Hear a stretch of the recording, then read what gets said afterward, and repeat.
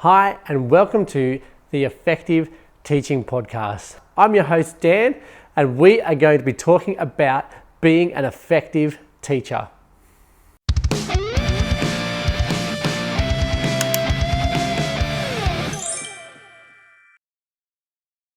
Hey, and welcome back to the Effective Teaching Podcast. Today, we're going to continue to talk about productivity. In the last episode, which was only 2 days ago, I talked about the 20-second rule. Hopefully you guys have been applying that and have been benefiting from that. I would love, if you've benefited from that, let me know, shoot me an email. It's just dan@teacherspd.net. Love to hear from you. Today we're going to continue to talk about a productivity and a time hack that I've got. Now, this kind of comes from my book. So if you haven't, my book, Work Less, Teach More, right? Which is all about being an effective teacher and living a life you love, which is all essentially about how to be really focused and doing the work that matters as a teacher, but then also having the time outside of school to focus on the things that matter to you in life as well, essentially. That's kind of the whole premise of the book, is that we need to be focusing on things that matter to us and putting our energy into those things. And it basically helps you to reduce your work at school so that you can then focus on family and friends and hobbies and stuff during your time outside of school, because really you should have time away from work for sure, massive amounts of it. So today, hopefully, I'm going to give you something that will help you with that. We're going to be talking about using a lack of time to actually improve our productivity. Now that might sound counterintuitive, but it hopefully will make sense as we go along. But a lack of time, often we hear people make excuses. I don't have time for that. I don't have time for that. But it's also a lack of time that causes us to become motivated. Right? And we see this all the time. Whenever there's something that's about to disappear, if there's a deadline for something, that's when suddenly, I'm going to get stuff done, right? And we look at our students. So here where I am in New South Wales, we've just had all of our Year 12 students that have done their leaving school exams, the HSC. And I can assure you that a lot of those students have done a lot of study right before those HSC exams, right? Because there's a deadline, there is a date, there's a time for those exams. And the same thing we see in our students for assessment tasks. They do it overnight, right? They'll go home, they'll work on it all night, they'll bring it in the next day, done, right? But before that, they're not working on it before that. And so today we're going to talk about how to use that to our advantage, right? How do we use deadlines to actually help us to be more focused and to get more things done? And so we are going to be leveraging this idea. So we're going to essentially start to create deadlines for when we're going to get things done that are hopefully well before they're actually due. And you want to spread out your deadlines and all that kind of stuff. But basically giving yourself a time limit for getting something done. And by having that time limit, it forces you to really stay more focused. It helps you to be more motivated because I've got to get this done by this time, because otherwise, I'm not going to get all this other stuff done, or I'm not going to have time to hang out with my kids or something. I'm not sure what it is that's afterwards for you, but we're going to be leveraging this. We're going to be leveraging this idea that we work hard to meet deadlines. And so I want to encourage you for the things in your work life, right? When someone else asks, can you guys create a unit of work? Right? Someone's going to come ask you, can you create the unit of work for Year 7 this year? And then you're like, yep, sure. Rather than creating it as we go, right? What I want you to do is to sit down, smash it out in a day, okay? And you give yourself that time limit to sit down all day. You're focused on getting this done. And at the end of the day, it needs to be done, right? You're not working on it again after that day. And you might say, you're going to start at 8 o'clock in the morning and finish at 4. That's it. That's all the time it gets to create that unit of work. Now, you might choose to give yourself a little bit longer for a unit of work, but it's about just setting those deadlines, and we're going to hack those basically to benefit us in getting the work done in a shorter frame of time. And it helps us to also move away from perfectionism, because a lot of us as teachers, when we're trying to design this learning for our students, we get stuck in this zone where we think that what we've created, it's not quite good enough. Maybe we can make it a bit better. We need to go and make the spreadsheet look pretty as well. We need to make sure that there's nice decorations up in our class. We've got to make sure that the worksheet's all color-coded, everything's working. None of that is needed. A lot of that is fluff that's on the side. And if you like doing that, that's fine. Enjoy doing that. but then don't complain afterwards about how creating this thing is taking you so long. Well, it's taking you so long because you're fluffing around on bits that actually aren't having a great impact. Okay, and this is the thing with effectiveness, we're actually shifting from doing all the things to focusing on the things that matter, right? What are the things that actually have a big impact on the learning of my students? And that's that core essential design that you have to your unit of work. But I'm starting to get distracted here, right? So we're leveraging time, we're leveraging our deadlines and stuff. And so this whole process, there's 3 steps to it to get this process happening. One is to have a clock or a timer viewable to help you keep you focused. Okay, so it's not about, okay, I'm going to do this in an hour, and then you just start without looking at the clock, and then when you get to the end, you're like, oh, am I finished? And the time's gone away from you. No, you want to see the clock, because looking at the clock will keep you focused, right? And what keeps kids focused on an exam for 3 hours? Because they can see the clock, it's counting down the 3 hours that they have to finish this whole exam. Okay, if you give a kid an exam and say, can you please just complete that at any point in time? They're not even going to start, right? You'll be lucky if they bother giving you anything back ever. But because there's a deadline, you have to start at this time and go to that time, they finish the exam generally in the 3 hours. There are some kids who don't manage their time well in that 3 hours, but most kids can finish an exam by the time they're in year 12 within 3 hours. And you too, as you improve and develop yourself in your effectiveness, you can actually improve to the point where you can create a unit of work quite simply in a day. And that's focusing on the core elements. You may not create all the resources for it in a day, right? Because that does take a bit more time to create resources and define resources, but there are ways of leveraging other people to help you with that, or even AI these days to help you with that. But anyway, so first step number 1 was to have a clock or timer viewable while you're going to do your task that you've chosen. Next step, set the timer. Choose how long you're going to spend to get the task done. And I want to really encourage you, this is the thing, the next step for it, is that as you think about how long this task is going to take you, right? So maybe you've got your year 10 assessment task that you've got to go through and mark and give feedback on. And so I want you to look at them and say, all right, normally it would take me, let's say it's going to take you 3 hours normally, but it's a big task or whatever. You've got 20 students, 30 students, right? So it normally takes me about 3 hours to mark these. I want you to set your deadline timer for half of that time. And the reason for that is because before, when you were doing it, you didn't have this to keep you focused. You didn't have this whole process of I've only got this amount of time to get it done. And I want you to, if you want to take it further with this kind of process, is set up your timer, set up your clock. It's going to go for it. We're going to get this 3 hours of marking done in an hour and a half now. You set that up and you can see it. If you want to take it a step further in terms of holding yourself accountable to making sure that you don't just get to the end of that time and go, well, I'm just going to add another hour because I still am only halfway through. Okay. What we're going to do is actually see if we can schedule something in for at that hour and a half spot. So you might tell someone, hey, we're going to go out for coffee. We're going to leave. We're going to meet at this time. Okay. And that means that when your marking needs to be done, because you're going to go out for coffee, or you're going to go out and have dinner with someone, or maybe you're going to go and have a meeting with someone else in your faculty or something to talk about the marks and stuff. And so you might say, hey, I'm going to mark my class as year 10s. You mark your class as year 10s. Let's do it in an hour and a half, right? We're going to set our timer.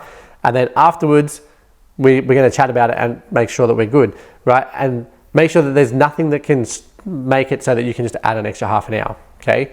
And I'm not saying that you may not do that, but I'm saying that you want to set it up so it's harder for you to do that. You want to set it up in a way where you actually have quality motivation. Maybe you have to go to class, right? You look at your periods off and you go, okay, I've got an hour and a half off this period. I need to get all this marking done this period before I go to that class. I've told them that I'm going to return it to them, whatever. Okay, sit down and you smash it out because you are more focused and you start to read through, and you're starting to even start to read faster because you get into the groove of reading and you know what you're looking for as you're marking things, because you're marking them all at once and all really quickly next to each other. It makes you more efficient in your marking.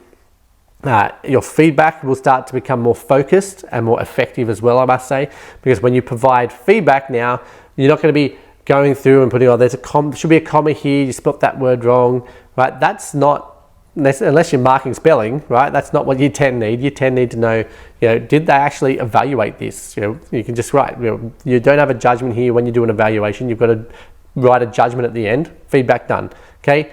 We're looking at shorter amounts of feedback, and I think there's episodes in here as well. If you want to go back to previous episodes, I wish I knew them off the top of my head, but I don't. But you can go back to other ones that talk about effective feedback processes, and there's a 3-step process that you use to give effective feedback that doesn't take up a lot of your time and that allows the students to have time to really get it done well. So let's recap. Okay, so step 1 was to make sure you can view the clock and decide. Then you're going to decide on how long. Okay, so we're deciding how long, and we're going to try and make it half the time that it normally takes, because we have this goal of really pushing ourselves to go faster. And then the 3rd step is to race the clock. Okay, so make sure the clock's viewable, decide how long it's going to take, and then you're going to race the clock. So you set it going, you start marking, right? And you should know roughly, like if you're marking, right, we've been running this marking example the whole way through, right? But even if it's a unit of work or whatever it is you're doing in the amount of time that you've allotted, think to yourself as you set this out, how many of these do I need to be up to at what time, right? By the time I get to halfway, I should be halfway through my marking, right? I should be halfway through the number of lessons that I'm planning throughout my unit. And so you're really keeping yourself on track while you're doing that. So as you go, each time you turn one, you're checking, I have 3 minutes to mark each one. That's just without me doing any maths. So don't send me messages if your maths was wrong. Of course it's wrong. I didn't think about it. I'm just making up numbers. But what we're looking at here is just, we want to race the clock. We want to try and get it done and think about how we're doing it, right? So we're marking student papers. You want to be in a quiet place, set the timer, and then go. And it will help you to keep focused. It's going to help you to get better feedback, and it's going to help you to make the decisions as you mark faster, okay? Because you're doing it, we're trying to beat that clock, right? And it ensures that you don't get distracted. You're not going to start going off and going, I'm just going to go and get a snack. I'm going to go down to the staff room and go and check my inbox or whatever, my pigeonhole, or I'm going to go and check my email and come back to my marking. No, it keeps you focused on your marking because you're trying to beat that clock. Now, if you want to take this to the next level, right? If you want to be, I come from a TeachersPD background, and so that means that I'm quite competitive, right? And so I mentioned earlier that you might sit down with a friend to mark, and you might go, okay, we're going to get this marked in an hour and a half. If you want to go a step further, you can actually go, do you know what, guys? Right, an hour and a half is our max, right? There's 2 of us here, or maybe there's 3 of you.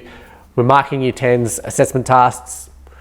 It's a race, right? Divide them out evenly, right? We have to mark our ones. Hour and a half is your limit. That's when we're going to have a thing where we chat about each other's marks and all the rest of it. And even that we're only going to spend half an hour on, right? Those types of things should have timers too.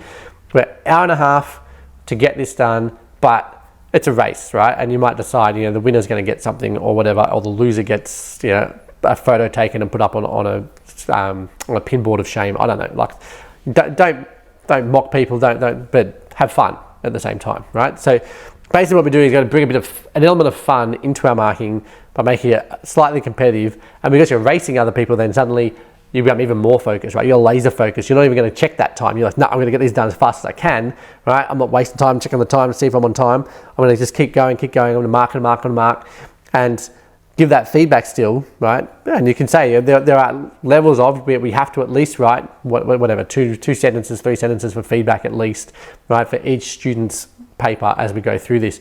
And that's going to improve the rate at which you get your marking done, your focus, which is actually, like, people get worried. They're like, I feel like I'm not going to do as good a job marking and all the rest of it. You'll actually probably do a better job marking because you are more focused.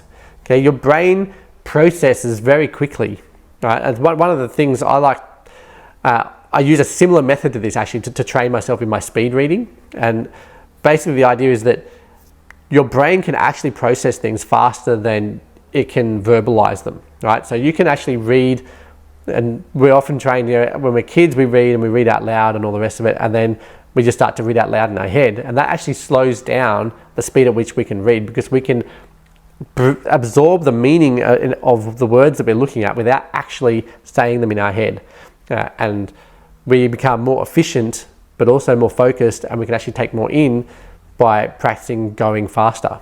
Okay, and so it helps you to become more focused. It helps you to not get distracted. It's helping you to actually do a better job of marketing, because you're going to read this whole thing at once and go, right, that's at this level, right? And you will actually find that you just know that as you look at the marketing criteria and you're reading it, as you do lots of them at once, you're like, oh yes, yeah, that's this. It becomes so much easier to match it up to the criteria, because you're doing it, it's a batch, you're doing it all at once. You're in a quiet space, but you're also racing someone else. You're focused, you've got to make sure you beat the clock, but also you want to beat your mates. And so you're having fun with your marking and going at this great rate. So that's an extra level of, we've scheduled this time and we're going to get this marking done. It has to be done in that time. Let's race. But you can apply that to yourself without the racing, so that every task that you do pretty much, when you check your emails in the morning, rather than just opening it up and then going through them and going, oh, yep. Set yourself a timer and just go, you know what? If I'm checking my emails, I only want to spend a maximum of 20 minutes checking my emails in the morning. So there's a timer, it's on, all these emails are in front of me, 20 minutes, I've got to go through. And I'm not saying you've got to reply to all your emails and all that kind of stuff, right? But you can set different timers for different processes, but you're going to check all your emails in 20 minutes, and you might flag some of them as, I'm going to address that later, but you're reading through them all and getting rid of them, and adding any important and urgent tasks to your list, or important tasks on your list as well, and you're going to schedule that in later. But we're working through and trying to improve our productivity by doing this 3-step process. Very simple 3-step process, but it's really going to improve your productivity. It's going to help you to stay focused. It's going to help you to do a better job of whatever it is that you're doing, because you're focused, right? And I'm not saying that you want to race when you're creating units of work. That's not quite the same. But you do want to be having that time and say, I've got to get this done in this time, because it just stops all the fluff from coming in. Okay, you don't get distracted by, oh, okay, now I'm going to start creating this resource over here and come back to the unit, right? No, you create the whole unit at once, and then you go, right, here's the resources I need to make, and then you go, I'm going to make the resources the next day, okay? And you might take 2 days to create all the resources, right? But these days, I would highly encourage you to use AI, if it's possible, to create some of your resources. If you need questions on a particular document, ask it to read the document, and then ask it to generate a bunch of comprehension questions or high order thinking questions about that, around the context, whatever. You can give it lots of guidelines, but it'll create all the resources for you really quickly. If you need like a scenario, it's really helpful. Anyway, getting distracted again, I apologize. Focusing on getting things done in time to help our productivity. So go and give that a go this week. It's coming up towards the end of term, so there probably is some marking that you're going to do, or maybe you're thinking about units of work for next year. Pick some time, set it aside and say, this is the time that it's got to get done in. Okay, and if it's not enough time to get the whole thing done, right? So if you've only got an hour and a half and you're beginning a unit of work, right? You may look at that and go, well, I'm not going to get all of it done. But set yourself a goal, right? You've got to go, okay, in this hour and a half, I need to have, the first 3 lessons done, or something like that. And so you're going to sit down and go, right, smashing out the first 3 lessons in this hour and a half so that unit of work is done. Or maybe you're going to sit down and maybe you're using an understanding by design process, that kind of backwards mapping process, and you're like, I'm going to complete step 1 and step 2 of the unit design scaffold. That's the word I'm looking for, scaffold. I'm going to complete those in this hour and a half. Or maybe if you're really efficient and you're going to finish the whole thing in the hour and a half, and then you're ready for the next, when you want to sit down and actually start writing that program. So I hope this all makes sense. I hope that you see how this will really help and improve the rate at which you get stuff done. And this is productivity, okay? So this is not necessarily effectiveness. This is productivity, which is part of effectiveness, right? So you want to be more productive in what you're doing, but you also want to start to focus and make sure you're productive on the right tasks, right? And that's the effective bit, is making sure that you're not being more productive by doing like data entry, right? Someone else should be doing data entry. I know that generally that's not what happens at schools, but data entry, you could ask a student to sit next to you and enter data, right? As long as it's not a breach of confidentiality, basically.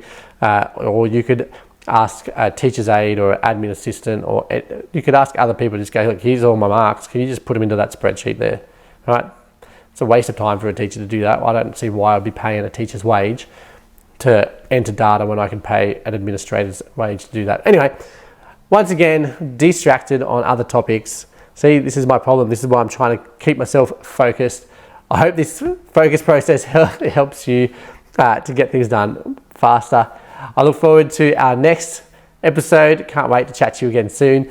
If you haven't subscribed, make sure you hit the subscribe button. Just go to teacherspd.net. I'm sure that there's, you can click on the podcast thing there. There's buttons there to subscribe all over the website. So come and subscribe if you're not getting the emails to remind you that the next episode's out, and to give you a bit of an idea of what's in there. Come and subscribe if you want to. But let's keep going with improving our effectiveness.